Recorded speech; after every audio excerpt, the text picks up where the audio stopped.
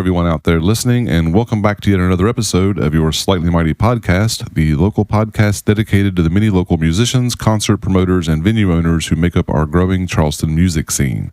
This will be our 12th Slightly Mighty episode, and if you like the show and appreciate what it is we're doing here, please take a moment to like, comment, subscribe, and above all, share the show on whatever social media platforms you inhabit.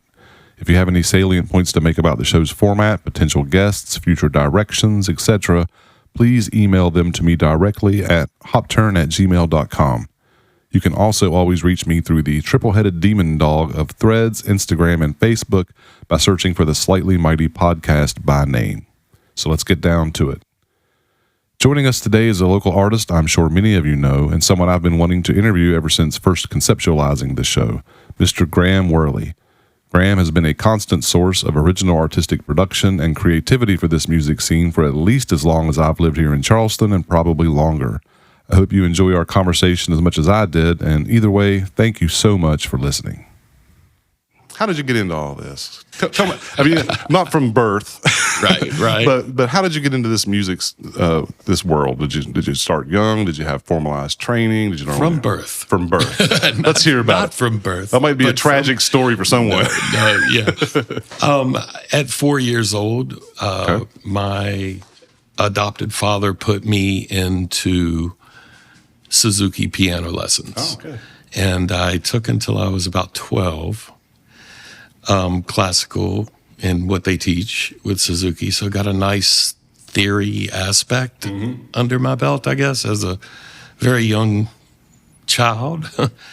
And from there, I picked up the bass around 12. I was playing in a couple bands around 9 years old, playing keyboards. And we had a band called Blacksmith back in the day.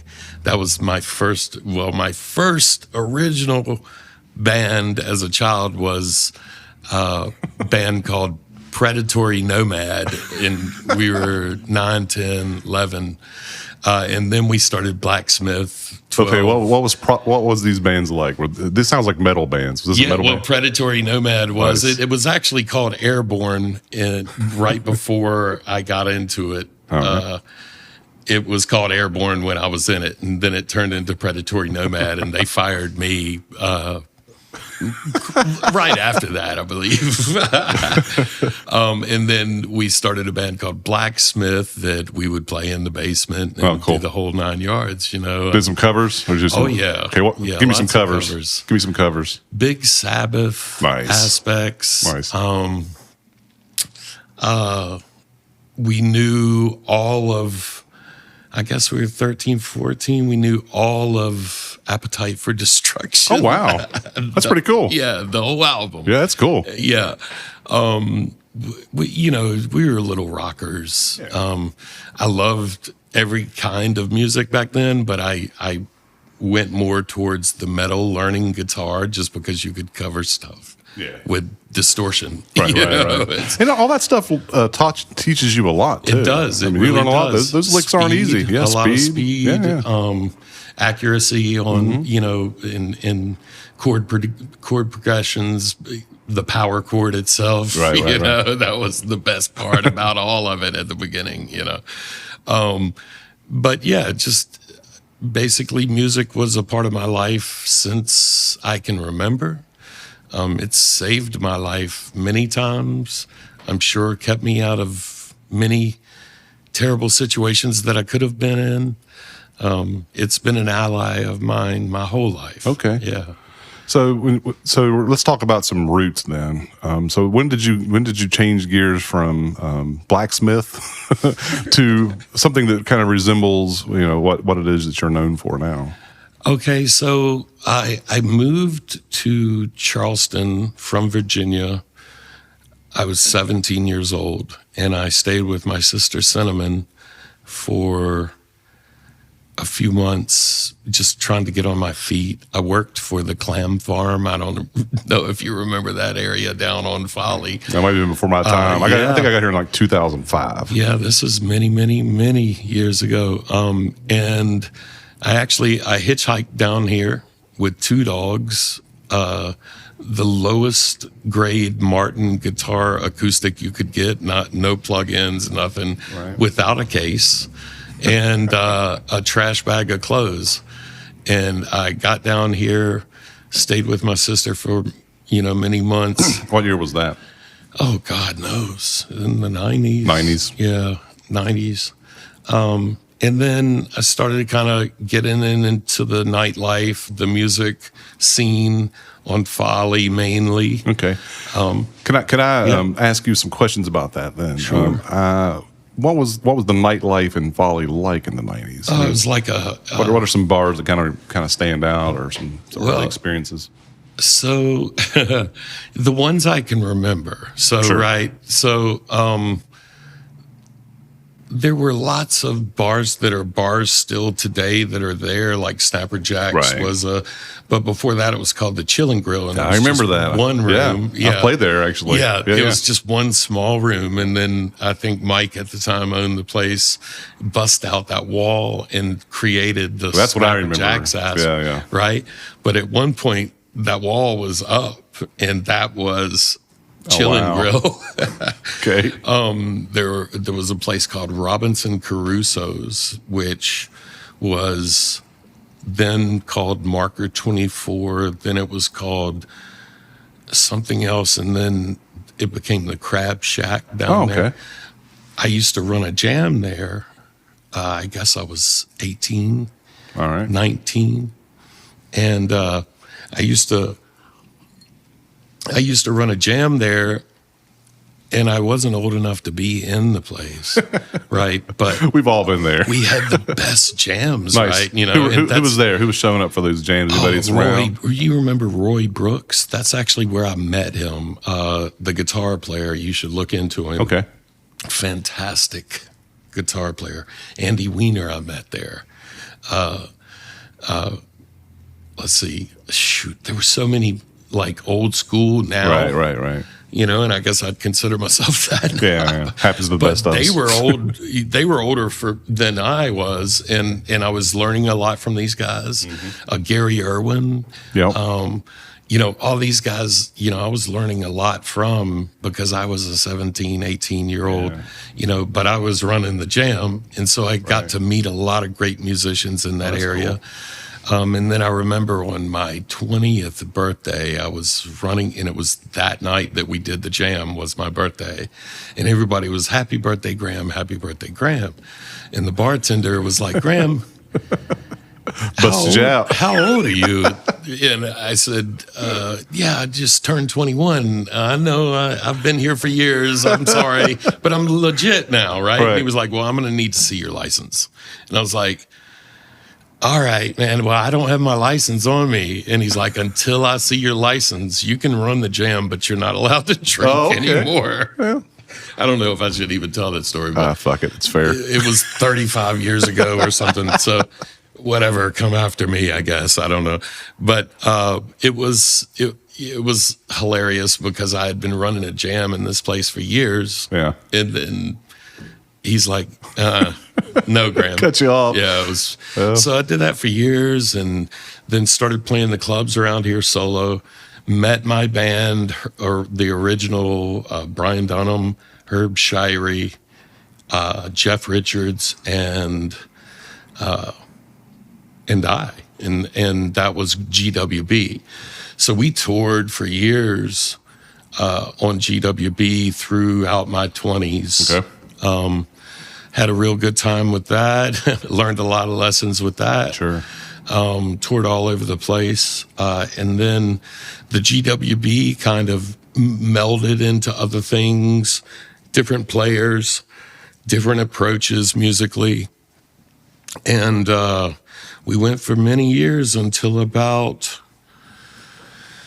I'd say, 15 years ago, maybe 10 years ago, I finally just kind of stopped with the full band. I had been doing looping, but it was like we were saying earlier before we started, it's like herding cats with musicians. Yeah, it can be, yeah. And at that time, I was focused on raising my children, making sure they had everything they needed, money, you know, monetarily. And so I dedicated myself to performing as much as possible. You know, I always called myself a whore back then, because I was a whore for music, and I'd play anywhere for anything, just to make a little money, to do what I loved. And so then it became, 6 nights a week, sometimes more, up to 13 shows a week. And then for 20 years straight, I did over 300 shows a year for 20 years straight. And those were largely around Charleston, or, and touring. And touring too, okay. But Charleston gave a great palette, a great spot to be able to come out of. If I didn't want to travel, I had 10 places I could play here. Yeah, that's a great thing about Charleston. It was, and it's still like that in many manners. I don't play a lot of bar scenes anymore. I mainly just do venues and festivals and private events, stuff like that. But here and there, I'll play a bar and have a really great time, and it reminds me of those times, you know. Yeah, good times.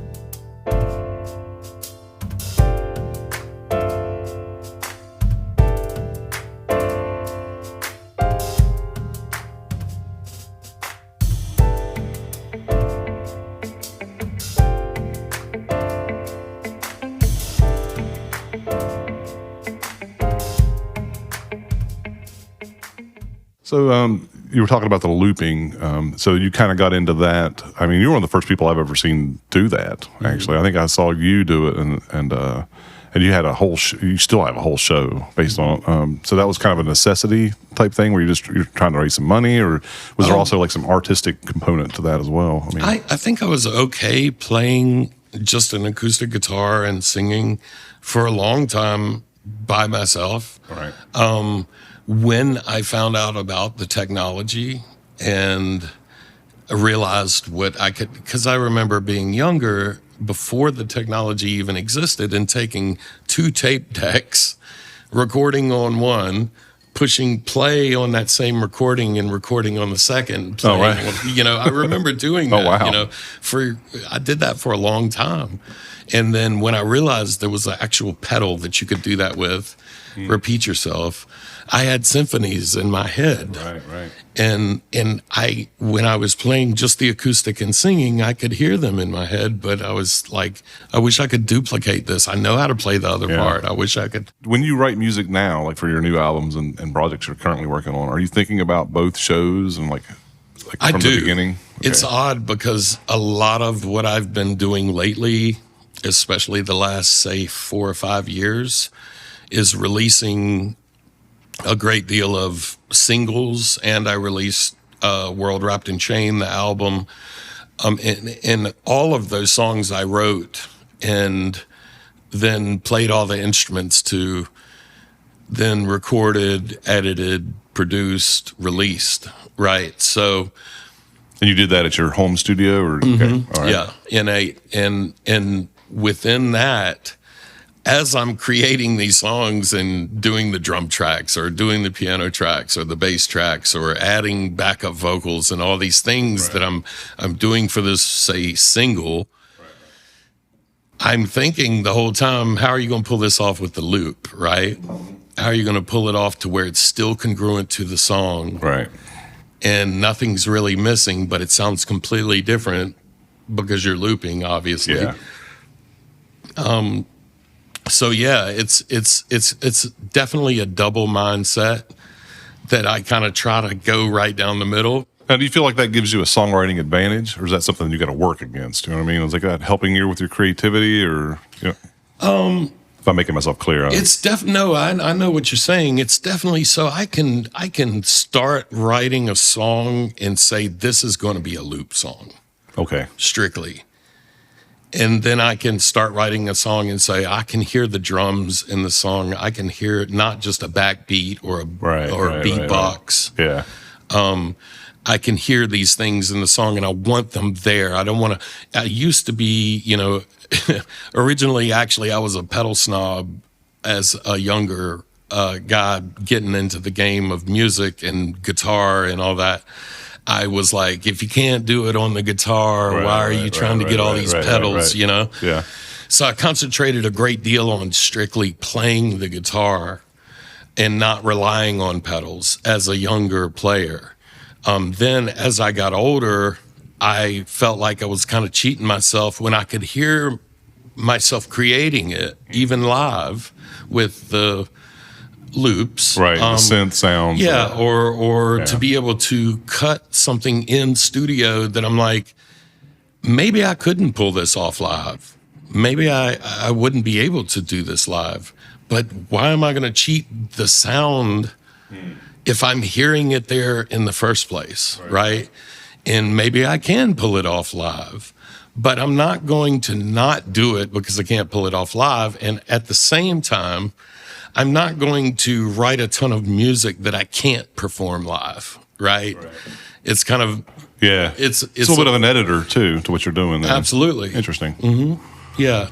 So have you ever thought about using the Ableton stuff, or that's just... I haven't. I've always just been a Pro Tools guy just because I've, you know... I meant for like the live show. I mean, like triggering the loops. That seems like... No, I feel like that if I'm not... I feel like I'm okay if I'm creating it on stage. Okay. Right? Because...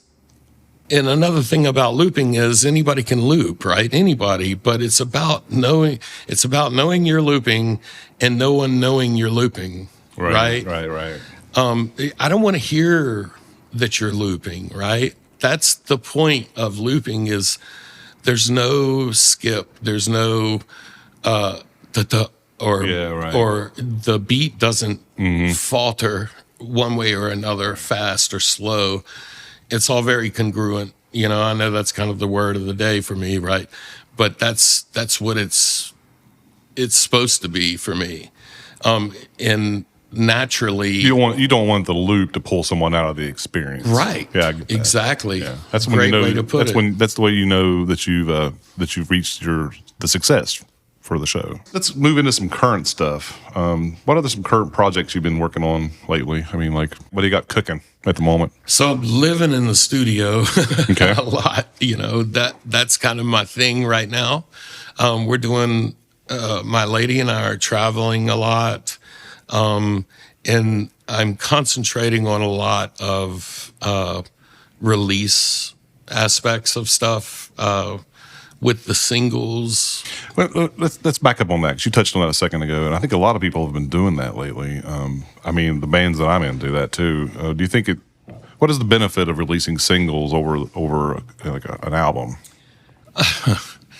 So there's attributes and maybe not so much to both. Releasing an album, for me at least, and releasing singles.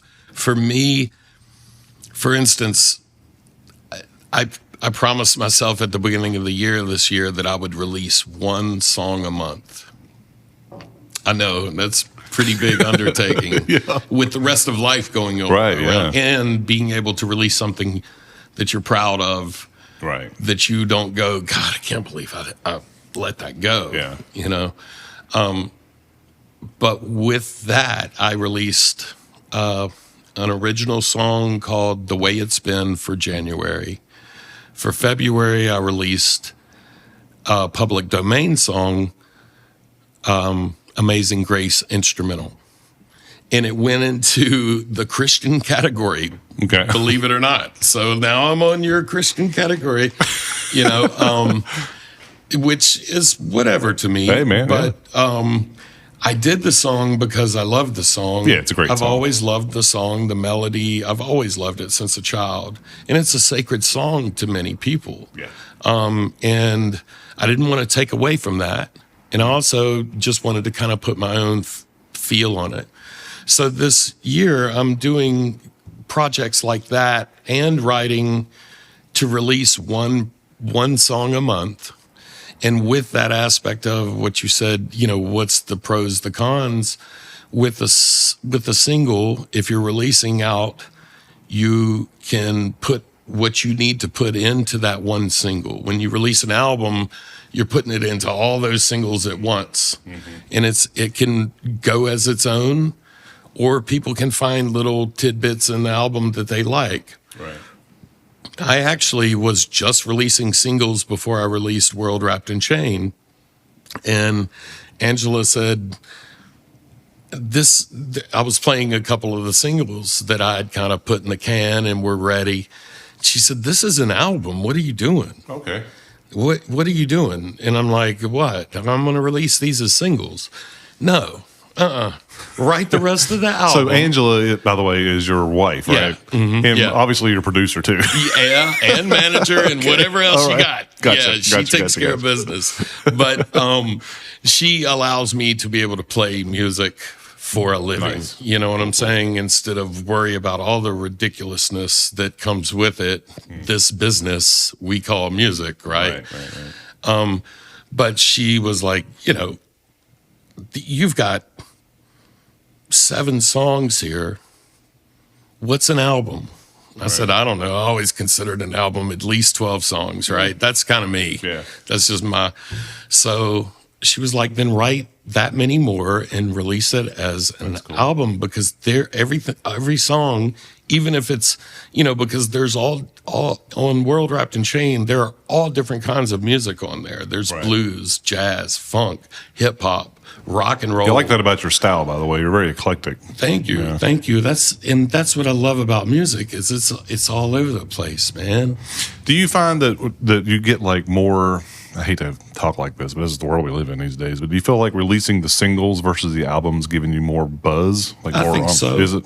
I will say that the album itself got a lot of buzz because it was a beefy platter of songs. You probably get a big buzz off the album. Yeah. Right? Mm-hmm. And then when it was nominated for a Global Music Award, that was like, I've never had anything like that, not a nomination for anything like that. Right. For creativity, right? That's cool. So I think a lot of that was factoring in because I played all the instruments, recorded it all myself, wrote all the songs, whatever. But it's quite impressive, by the way, because I didn't know that. I mean, I figured you did some of the instruments. Yeah, but actually, I had Carl Anderson play one drum track on the title song "World Wrapped in Chain." I had him come in and do that, and then I had Fifth Ward Butter, which God rest his soul, he's gone now. But he did a cameo on Peacemaker, which is one of the hip hop songs on there. I got him to come in, and he and I were working together. I was doing some stuff for him. He'd come over to the studio, do some stuff for me. I'd go over to his studio, and it was just trade-offs. And we both had the agreement, listen, if this ever makes it big, you come back to me, okay? And we'll sort it out later. Yeah, we'll sort it out later. And so we did that, and unfortunately he passed. It's like, I guess been 2 years now, but coming up on. But he and Carl were the only other 2 people on that album, and they were each for one track, for one thing, right? But yeah, everything else I put together myself. Cool. Yeah. Well, let's take a break and pop into some music here. The first song that I listened to, and basically I just kind of listen to songs, and I don't have any specific order I put them in on the show. Is It's Okay. Could you tell us a little bit about that? Kind of set it up for us? It's Okay. Yeah. So It's Okay is a single that I released, 2023, I believe, recently. Yep. Not too long ago. And it's basically, it was kind of one of those songs that just came into my head from talking to myself, telling myself it's okay, it's all right. Yeah. Things don't change overnight. You know what I'm saying? Yeah. I like the lyrics, actually. Thank you. Well, it's funny for music for me, I guess I don't know. I don't think music is always serious. Like, I don't think that. But when I approach music, am very serious about it, I guess. So I'm all about funny music, good music, music that makes you want to jump and shout, all that. But I'm also about cognital music, right. kind of, does that make me think something different than before I listened to that song? Right. And I also feel like that music is truly one of the last magics we have left. I agree. Love is one of the last few magics we have left. Like, we literally have these magics that are left over from many, many, eons back. And music is one of them. All right. Music is truly one of them. So you think music was born out of a need? Yeah, we slid out of the ocean and picked up the stick, and, started knocking. So why do you think we started that? Let's answer that before we get into this song. Sure. Taking a long way around the song. Let's go all the way back to the beginning of our species. Right. Well, I have. Why did people pick up sticks and start hitting them on stuff? Right. Why do we do that? On the album Permission to Think, I have a song. The lyric in the song is, "We slid from the sea, we opened our eyes, we picked up the stick, and then realized it's all from the heart." That is about, literally Right. our ancestors starting to knock on things and starting to make syllables or different sounds with their own mouths. And these things are from, it's the worldwide language that we had before any languages started was music. We beat on drums to tell the community what's happening. We beat on drums to tell our enemies where we're coming from. We did things. We kind of just evolved alongside of it. That's it. Based on the needs at the time. And it's part of our magic, right? It's part of humanity's magic is music. It's a good thing. Well, let's hear It's Okay. It's okay.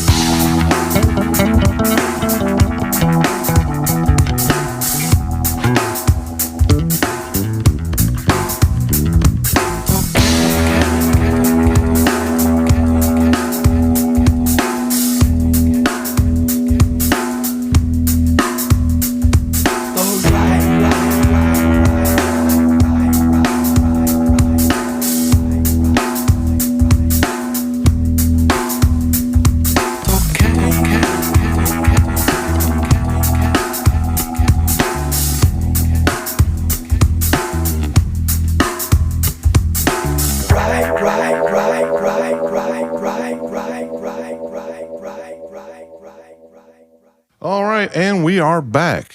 Where do you find your inspiration in music? I know that's a kind of a generic question, but like I said, you have a lot of different genres that you do on an album. You have a lot of topics that you discuss. Where are you getting some of these ideas from? Oh, man, the great beyond, right? Because I can't pinpoint, I don't think, that space. Not to say I don't know it well, but it's not. We all are on this earth, right? We're all experiencing our own experience. And music is so close to me that I feel like I speak a lot of my inner thoughts through it, I guess. So it's not necessarily something I would say or not say, but it comes to me, and I believe it was Neil Young that was like, if I get an idea, I have to write it down, because if I don't, I feel like I'm not being true to being able to have that idea pop up in my head in the first place. Right. So you feel responsibility for it. Yeah, you're not honoring that idea if you don't write it down, right? Right. And even if it becomes nothing, you still went for it, right? I've always kind of kept that since I heard him quote that if he gets an idea, he's got to write it down, because he owes that to the idea or wherever the idea came from. He's paying some sort of like tribute to his gift. Exactly. Sounds like. Okay. Honoring it. Yeah. Right? Because not everybody gets it. Yeah. And if they do get it, sometimes they don't write it down. Yeah. It's easy to do. Right. You ever have one of those ideas in the shower that you try to get to the guitar, but it goes out before you get there? You know why we have all the great ideas in the shower, right? It's because that's when that hot water is beating on you and you're feeling it, and you close your eyes and you don't have to think about your actual body being on this earth. So those ideas come, interesting. Right? Those ideas, you can step out of your normal high-paced moving life. And just chill for a second. Stopping for a second. So you're given that idea because you've gotten all the rest of those thoughts and processes out of your life for that moment in time, right? You know what? I used to smoke cigarettes, and that was a time for me it's a similar time to get away from everybody, go outside, just look at the world. Somebody needs to create a healthy cigarette. I know that's right. I'd do it. Yeah. I'd do it. So how would you characterize today's popular music? I mean, kind of coming out of that conversation we were just having about basically the muse in a way, without trying to sound too elevated there. But what do you hear in pop music these days? Same thing? So I'm all over the place with it, because I think in a lot of ways, it's a transformation of music, which is constant, which I'm okay with, right? Okay. I'm good with, if you want to use a computer to make the sound to be able to put it into here, and you are outfitting that in that space, you are pulling it into that space because it would have sounded good there. Right.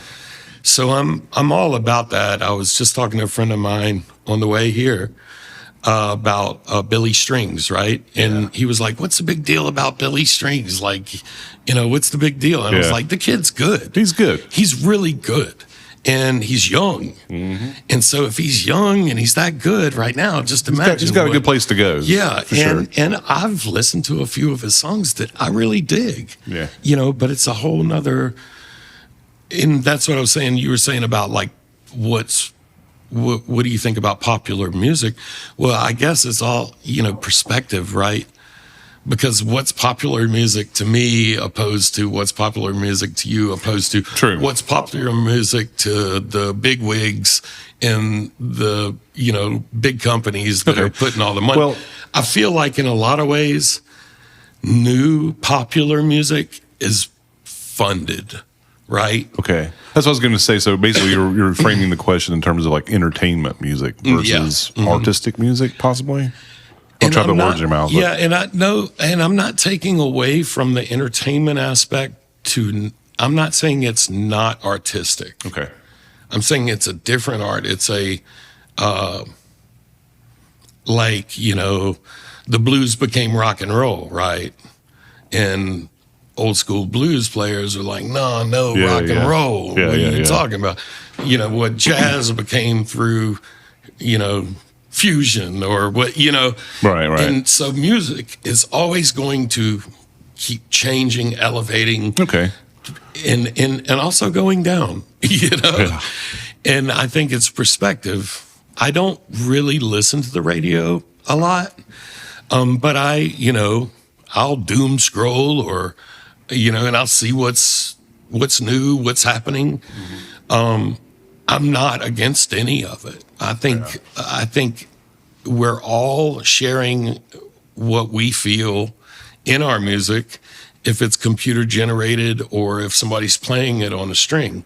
Me personally, I like to feel the vibrato of a string with a human finger behind it. Right.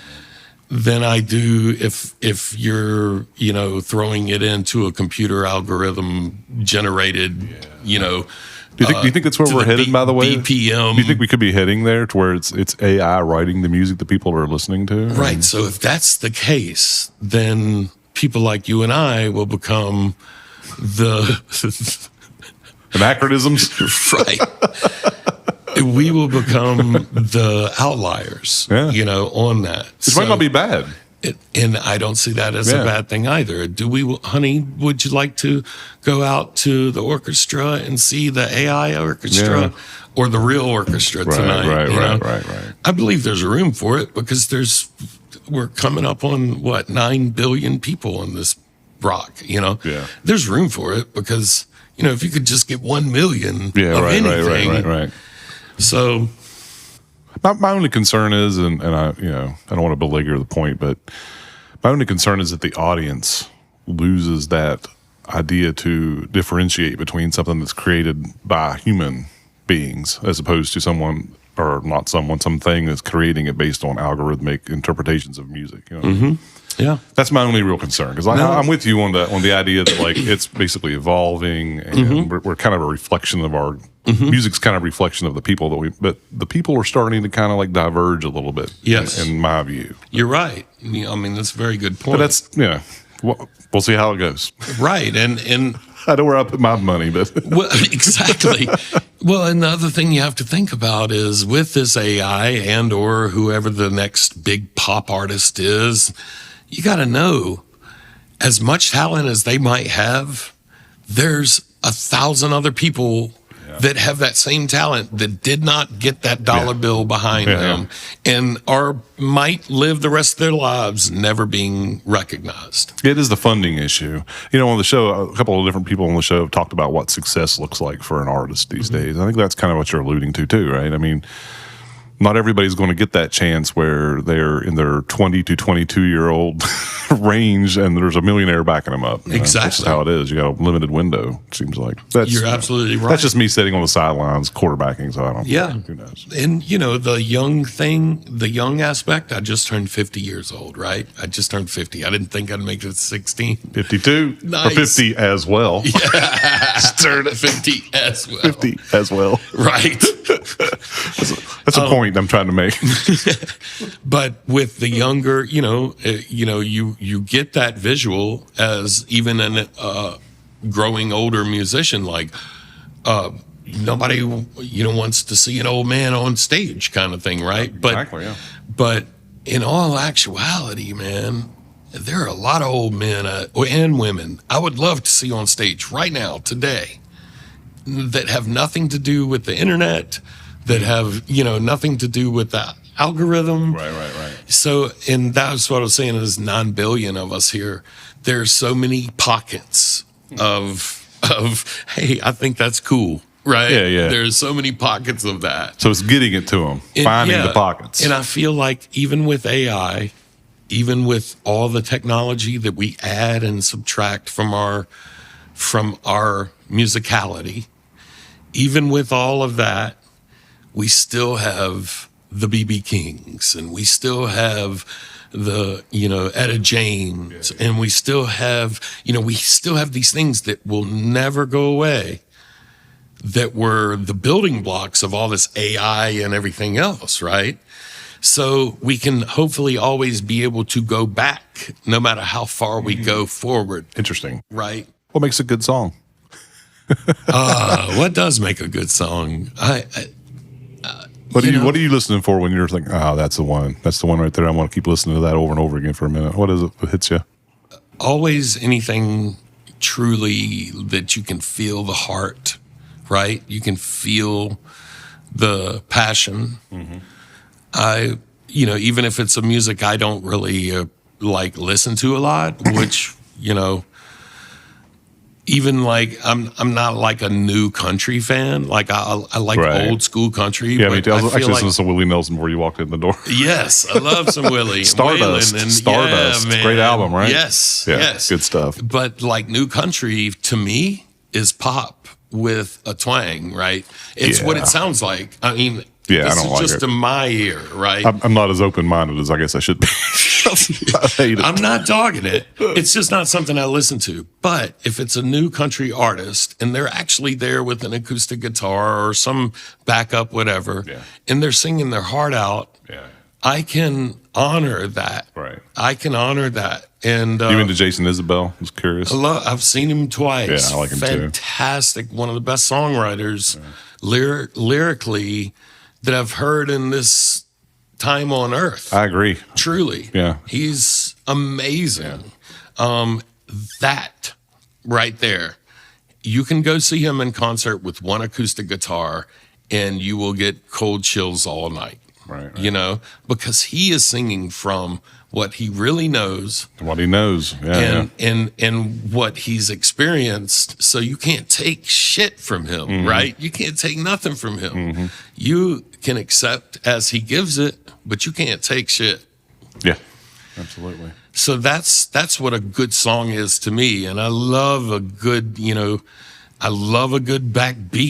I love a bob your head. Right. I love I can tap, I can move, I can feel this, like I feel it breathe. Okay. Right? I love that in a song. Some advice.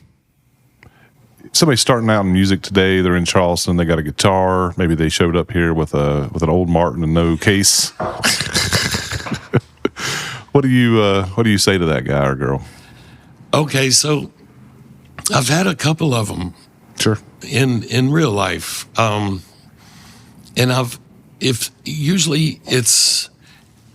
used to be, at least, when people would contact me and I was playing 7 nights a week, 13 shows a week, nonstop, they'd say, how did you get so many gigs, right? How do you, and I'd give them if I felt like their heart was truly behind their music and they wanted to make money at it and they wanted to move forward, I would give them this recipe, which back then was pick up the city paper, pick up any music. It used to be the Free Times back in the day. You remember that? Mm-hmm. You don't remember Free Times? When I moved down here, it was Ballard. Eddie Hogan. Writing for city paper, yeah. Eddie Hogan, which he's passed since, started Free Time, which was a music magazine for Charleston. It was awesome. Cool. It was back in the day, man. This is 30 years ago. And it went up for a while. But I would say to them, grab that paper, look at the venues that are having live music, and cold call them. Hey, I'm going to be in town for this amount of time. I would love to book a gig with you. You can check out my stuff here, or here. This years and years ago. I mean, I remember when websites first came out and I got one immediately, right? Right. Had to get one immediately. But there was a time where you had to send them to some EPK that you had basically set up. Yeah, it was on your own turn, Yep. Or you'd literally send them paperwork, in the press pack, I love that press doesn't packs. happen. Yeah, It doesn't happen. That's a lost art form, actually. Right. Yeah, it doesn't happen anymore. So I always would tell these, guys and gals that would come in saying, I want to make a living like you are, playing my music. I'd say cold call. Cold call. Cold call 'em. Listen, Put yourself what are out they- there. What are they going to say? Yeah. No? Yeah. Okay. Most people will take a chance on you if you're bold. That's it. And tell them, listen, I'll bring in 20 more people than you're going to have tomorrow night or that night or whenever, and do it. And the big thing I would say to any up and coming artist is keep your word. You know, be honorable within your business, which is music. You know, they call it the music business for a reason. You know, it is a business. Whether or not you want to mess with that, like I always hated it. I always hated doing the business part. Right. But It doesn't go hand in hand with artistic types. No. But So find somebody that believes in you, that you can either pay or somehow fund. Doesn't have to be monetary, just in some manner that you can give something back to them that they can help you with this part of it or this part of it, you know. But don't ever stop if you feel like, you know, the big thing for me is do it for yourself. Don't do it for anybody else. Right. So you're saying basically if you're working for yourself and you mean it, you should find some success, right? You should. You Or know? maybe it's time to be a painter. I don't know. Yeah, exactly. And listen, I'm not going to take anything from them, you know? Me neither. There were many times throughout my career that I would get a job and work my ass off, work with, you know, I did everything, you know, everything that you can do. I delivered pizzas. I washed dishes. I farmed clams. I built buildings. I hung up drywall in hospitals. I did everything, but I never stopped playing music while I was doing those things to be able to support my music career. You know, you can't just say, I'm going to be a musician, and if I don't get any gigs, I don't have any money coming in. You still have to have that money coming in. Yeah, you got to live. To be able to support your habit, which is being a musician. Right, you know? right. If you really want it, you will. All right. Well, let's move into another song. And thank you for that, by the way. Yeah, man. The song is Fuck or Fight. Fuck or Fight. Yeah. Fuck or Fight Live. You want to tell us a little bit about this before we start this on? Yeah, so the original song Fuck or Fight came out on World Wrapped in Chain. And I put together an amazing 8-piece band to perform it live. We did the show. When we did the show, we recorded it. At the Poorhouse, right? At the Charleston Poorhouse, yep. And had a great time. Got the whole thing recorded, luckily through Brooks, my man. Yep. And I'm trying to get Brooks on the show, actually. oh man, Because you know he's got some stories of to tell. knowledge right there. Exactly. Oh my god. Yeah. So he got the tracks to me, and I edited and mixed down Fuck or Fight live. And we released it, and so that's what this version is. The live version is only on streaming, Okay. and like YouTube or whatever. But it was the album version of that song, "Fuck or Fight."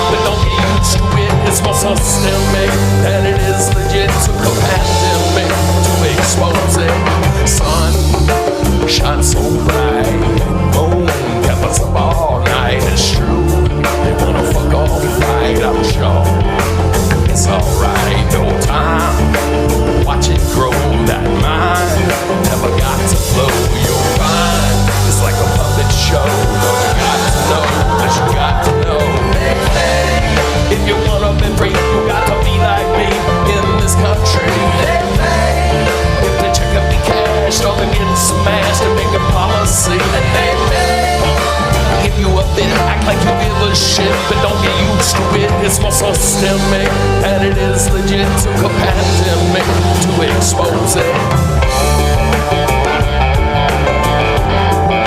Expose it. Expose it. Expose it. Expose it.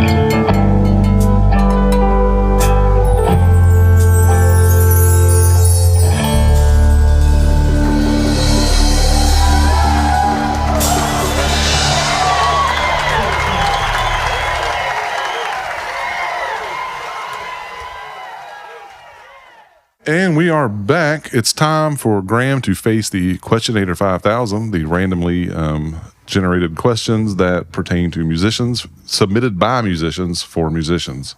You ready, Graham? All right. There really should be a sound here. It's not coming through. Edit. So what's the point of it all? You can tell this was written by a musician for a musician. It was. Yes. What's the point of all this music that we've been doing? What is the what do you want to look back on all this one day and say? What's the point? Well, I guess there's two different answers for this. Sure. So what the serious answer would be, because it's in you, right? So let it out, right? That's as far as I can take it. It's in you, let it out. Yeah. The more not so serious answer would be, it's in you, let it out. Question number 2.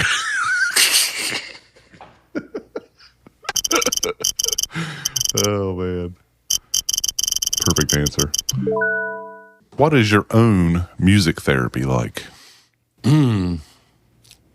My music therapy is usually silence. Okay.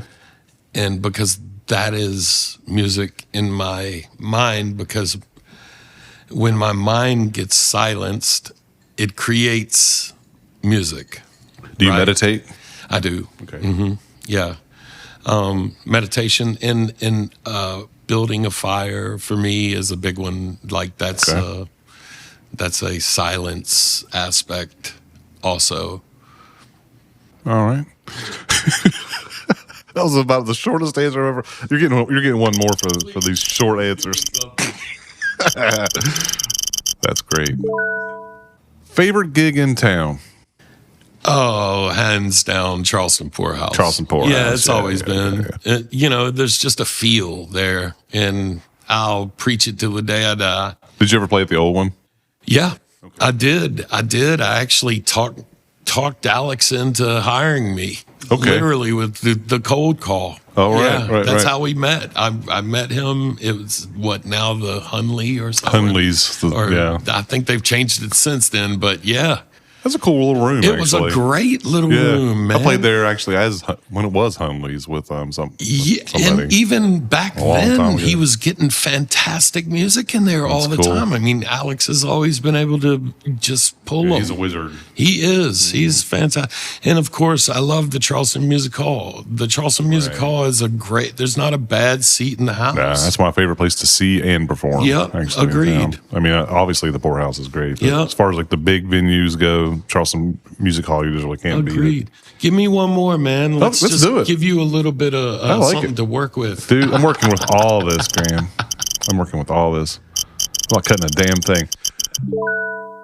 What album to take on a deserted island with you?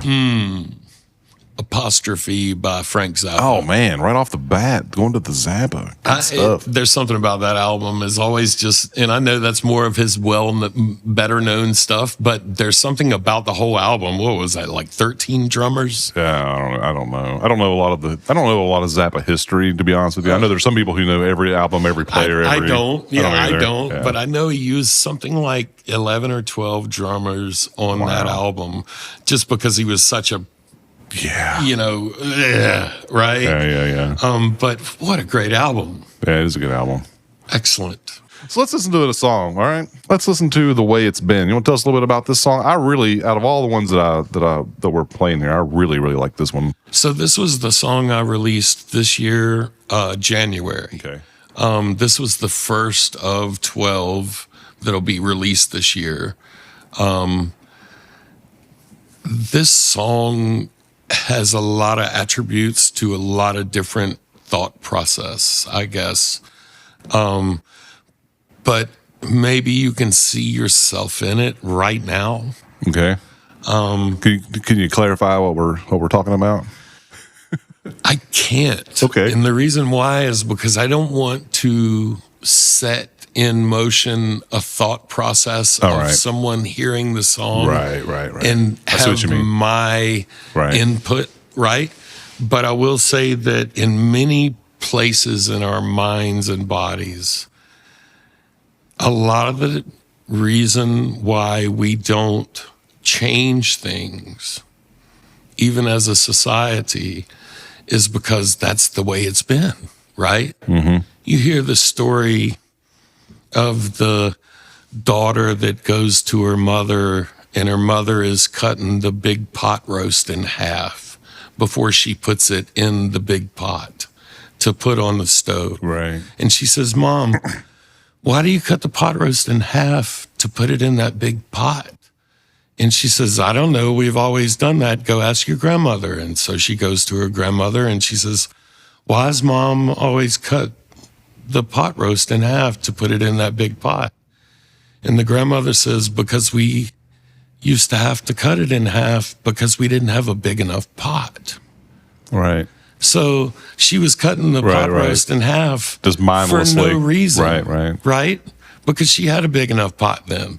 But she did it because that's what her ancestors did, or that's what, and I think a lot of us hold ourselves back and tell ourselves these kinds of things. We got to cut the pot roast in half. But why? Because everybody else did it? Or are we going to think for ourselves? And are we going to see the history that we have had and changed that into goodness, right? Not just go, well, that's just the way it's been. Right. you know? Right. So that's kind of what the song was about in that aspect of things is things might not be the way they are right now for any other reason than that's the way they've been. So who's going to change that? You. Okay. Well, let's give it a shot. Let's listen to it. You're all that crying. Oh, Lordy, what a shame.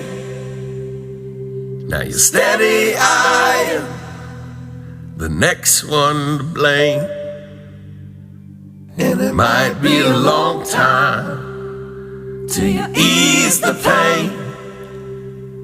Keep going like you go. These things will never change.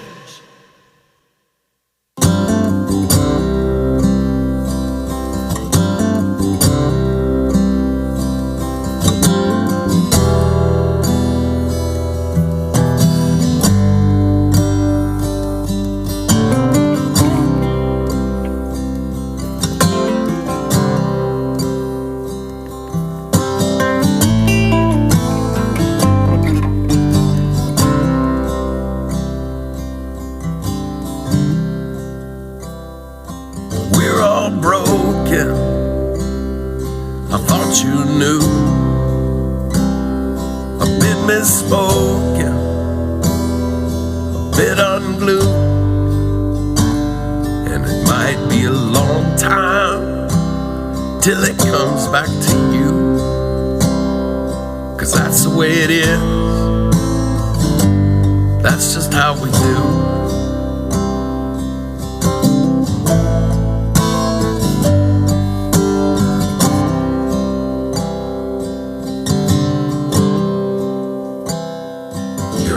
Crying, oh Lord, what a shame. Now you're steady eyeing the next one to blame.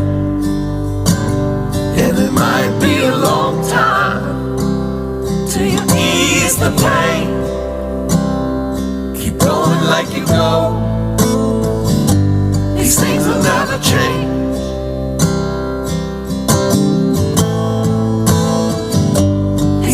Never change.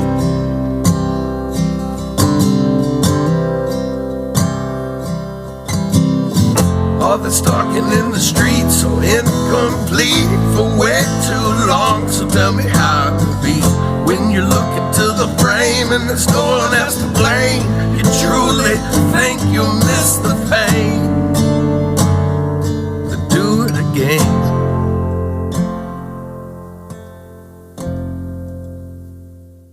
One point's out now, 3 point in. Kill all your darlings of what might have been, 'cause it sure takes a wise one to see around the bend. That's just how it is, that's the way it's been, that's just how it is. Oh, that's the way it's been. That's just how it is. That's the way it's been.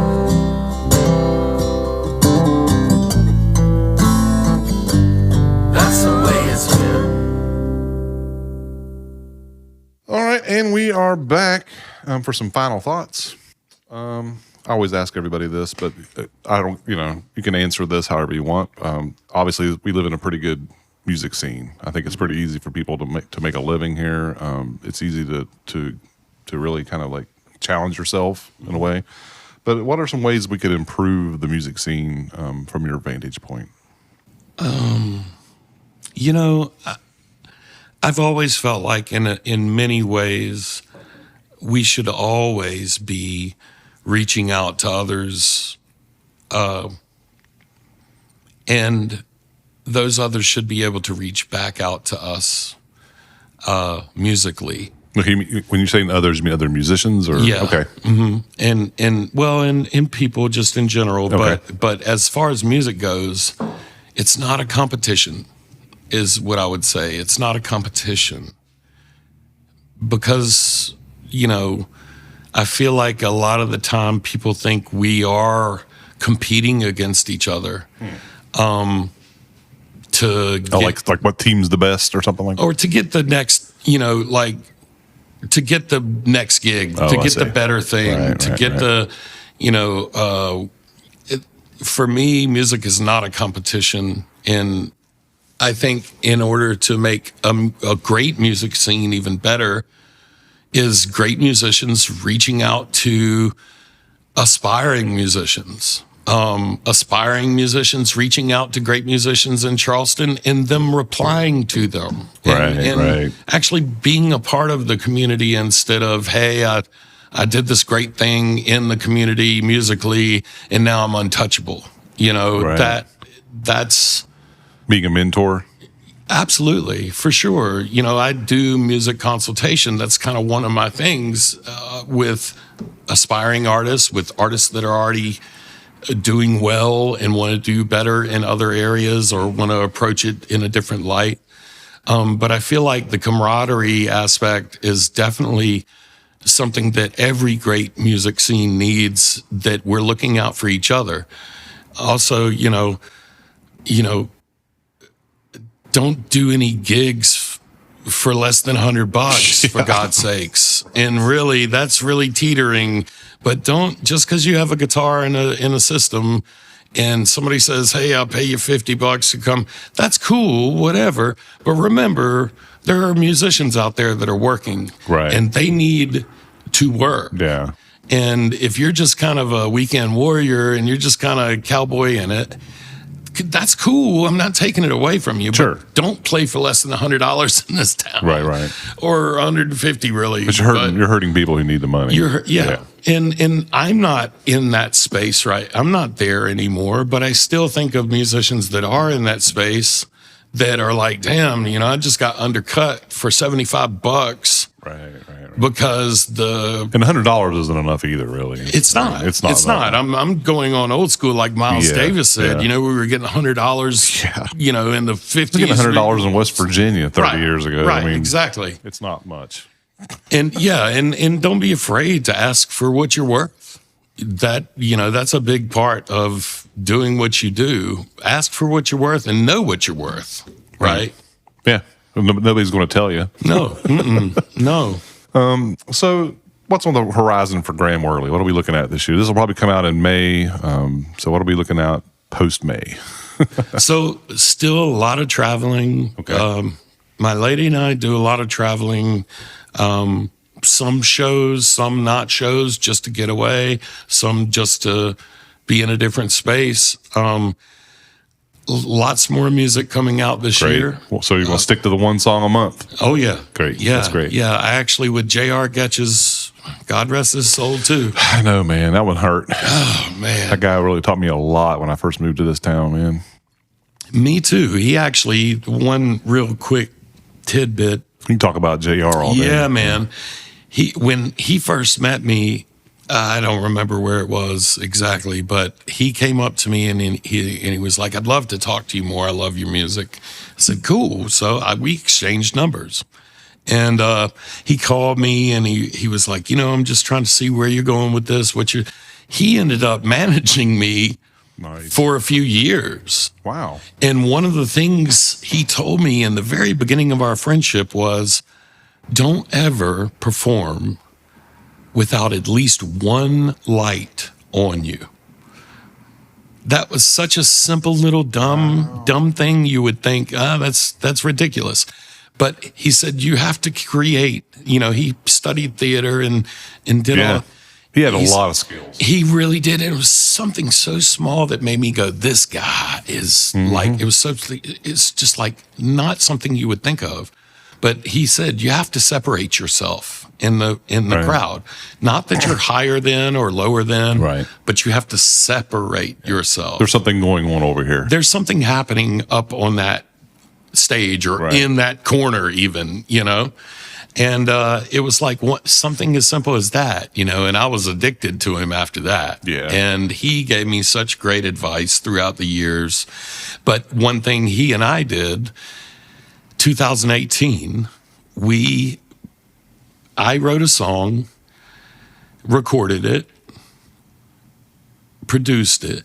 He did the video to it, and we released it on YouTube once a month throughout the year of 2018. We did that, and we got 11 of them done. And then when Christmas came, it just became too much, you know? Yeah. And so we didn't do the 12th one. We didn't do Christmas. And like in October, we did a song called, that was on World Wrapped in Chain, The Devil Did It Too. So we did that in October for the Halloween, right. And we did the, but that was what made me this year go, I'm going to write a new song and release it once a month, was JR and I doing that with videos also, which we shot whole 9 yards, and we did 11 of them. Do you have a playlist for that, like a YouTube playlist? I can put a link for that on. Absolutely. If you just go to my YouTube channel, there's a lot of the videos are still up. There were a couple that I have taken down. Okay. But a lot of them are still up. You know, Devil Did It Too, still up. We did like Blackbird. We did that of me sitting in a park, literally in the middle of the night, playing Blackbird. I think I've seen some of these. Yeah, He shot that. Yeah, anything cool. that you see where you see the Graham Whorley logo, and then it says video by JR Gatches. That's all his work, man. You know, actually, I'm gonna tell my own little JR story. I don't tell a lot of stories on the show too much, but like, it's JR. Yeah, man. He meant a lot to me too. Yeah. One time we were playing a gig and we were outside standing, and he saw that I carried a pocket knife with me. He's like, "What are you doing with that?" And I was like, "Well, you never know. I mean, if somebody pulls out a gun, they can have whatever I've got." And this wasn't the greatest part, you know what I mean? I was like, if somebody pulls out a knife, I was like, I might be able to hold my own, you know? He was like, "I don't think so." He's like, "That's a bad idea." And I was like, "What do you mean?" He's like, "I'll tell you what." And he handed me a lighter, and he's like, "Treat this like it's a knife and try to stick me with it." Sure. And I was like, "Look over there." And he looked to the side. I tried to stick him with it, and he had my hand behind my back. And he had me in the death, some kind of like wrestling move. Turns out he was a black belt. Yes, too. Yeah. yes. I remember he was like 60 years old, and he was like, and I was like, "Oh, my back. And I was probably young, you know, I was much younger than I am now. And he was like like right at 60, 50 something, about to be 60, if not already there. And he went straight down and put his palms on the ground with his legs straight. And he was like, "Be able to do this when you're 60 and you'll be doing all right." And I was like, you know what? And so now when I stretch, I always think of him saying, "Be able to do this when you're 60. It's good advice. JR was the best. Yeah, he knew a little bit about everything, for sure. He really did. He was an amazing human being. Well, Graham, thank you for taking some time to talk to us. I think we're going to have to leave it at that for today, if that's all right. Thank you so much for having me. All right. Please go and check out Graham's upcoming shows. Buy some merch straight from the artist while you're at the show and help spread the word around as much as possible. We will be back in 2 weeks with yet another Slightly Mighty episode, and we'll talk to you then. Goodbye for now.